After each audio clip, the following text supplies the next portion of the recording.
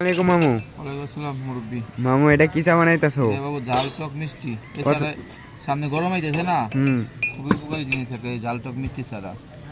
কি কি লাগে চা দিতে? এখানে লাগে চিনি দিলাম, একটু বিট লবণ, লবণ, একটু লঙ্কা দিলাম, তারপরে একটু মালটা, তারপরে একটু হালকা একটু লেবু। লেবু হালকা না, একটু বেশি লাগে, হালকা একটু লেবু না।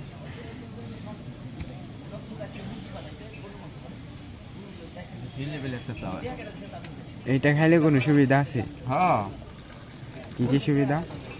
এখন মনটা ভরে যাবো ওই চাটা খাইলে, লেবু লেবু চাটা। এটা কি দিল লিগার? হ্যাঁ, লিগা ছাড়া তো চা হইতেছে না, হইব না। আর কিছু যাইব না? হ্যাঁ, আবার প্রতিটা মশলা আছে ডেকোরেশনের লিগা, কালি জিরা আর তিল আর একটু সজ দিয়ে দিই, সজ দিলে ভালো হবে না। এই চা খাইতে হলে কোন জায়গায় আইতে হইব? খালি গরুহাট আপন কফি শপ তৈরি হয়ে গেল গা ঝাল টক মিষ্টি। সবাই আসবেন আপনারা, ধন্যবাদ।